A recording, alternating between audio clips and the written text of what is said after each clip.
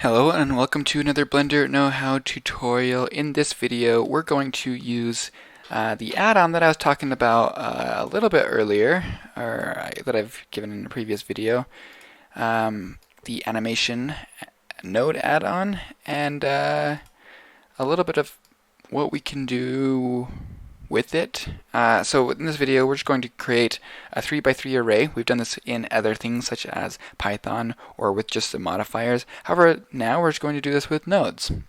Hopefully this is exciting and you can learn something, because this is actually probably the easiest way, the fastest way you can create this array, and it will really surprise you. So if you haven't downloaded the animation add-on, go ahead and do that.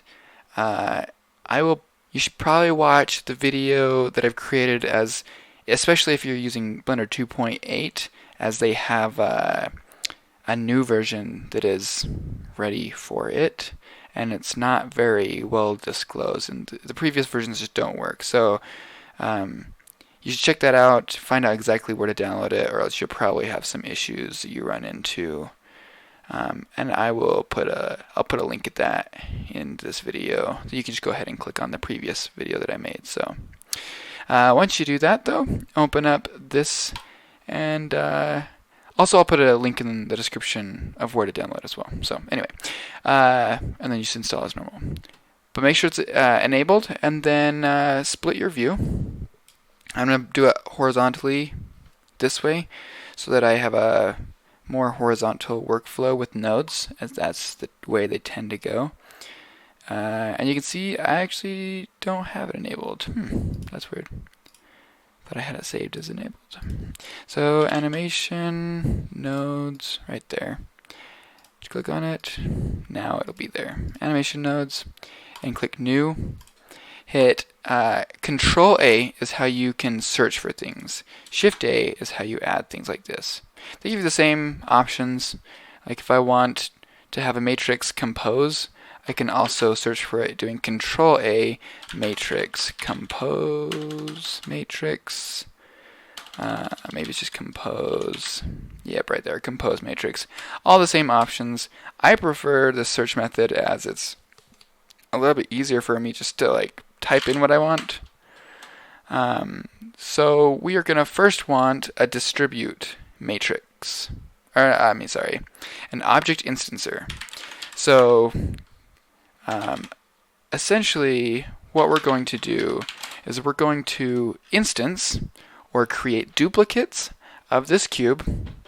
And also instancing, there's some memory benefits to it. It doesn't require a lot more memory compared to duplicating things, so I could actually instance things thousands of times and probably still be fine memory wise.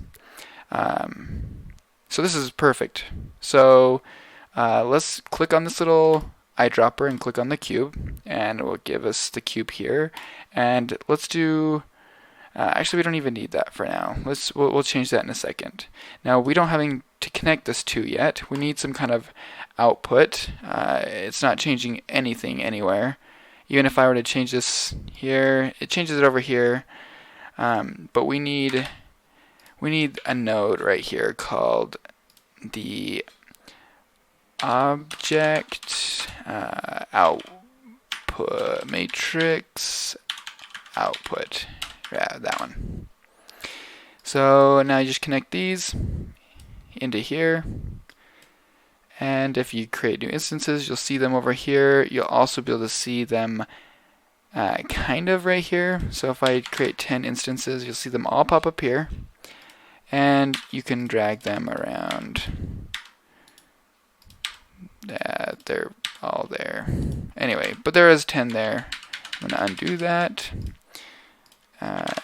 Change the instances down to 0. We just don't need them for now. Now, this is where the real magic of this add-on comes on. So there's this thing called matrices, and you probably learned about it in high school or middle school or intermediate or some, I guess, if you were, I don't know when they start teaching it in school. But if you Control A and just do a matrix, actually let's do distribute. Yeah, distribute matrices. Essentially what we're going to do is we're going to create this matrix grid where actually we're kind of like looking at one on our 2D in our Blender viewport right here. So this is kind of like a matrix. This is a 2D matrix where we have a series of points going down and across. A matrix can consist of down, across, and up as well. And so what we're going to do is we're going to make this 3D array that would normally have to be created with 3 arrays or a series of Python commands with one node, with just these nodes right here, I guess. And essentially all we have to do is drag this matrix over here into the matrice and drag in the matrice into the instance. Now, before we do that, I guess why would we do this? Why would we drag the matrice into the instances? Well, here's the thing. Right here we can choose how big our matrice is. Right now it's a 3 by 3 by 1, meaning it's 3 this way, 3 this way, and it's 1 height. So it's not very high, but it's wide and lengthy, I guess. So that gives us how many? Well, that would give us 6, right? 3, 6, I did my math wrong. That gives us 9, my bad. It's cubed. So you're going to get 3, 6, 9 cubes. 1, 2, 3, 1, 2, 3, 1, 2, 3. That's where that comes up with. And if we drag in the matrice into the instances, it will add another node that will count up how many matrices there are and then put it into the instances. So it gives get length and feeds that into the instances. Without this connected, we can type in 1 and it will plug it in the first, second, third, fourth, fifth, sixth, seventh, eighth, ninth. However, no matter what happens, if we change this, it will dynamically change.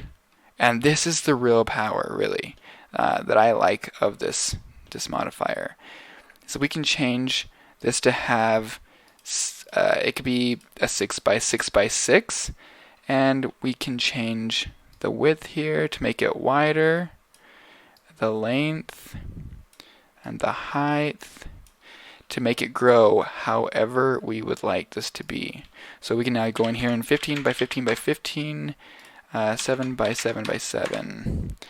And right there, in a matter of seconds, we just have a 7 by 7 by 7 arrangement of cubes that now, if we wanted to, we can throw in more nodes and animate every single one of these based on some procedurally generated thing that we've created, that we just have this harebrained idea for. So, as you can see, there is a lot of power in this. If you can get to understand how these nodes work, as they are maybe a little more complicated, kind of, but once you get to know them, they can actually be very artistic, and they can give you a lot of way more freedom.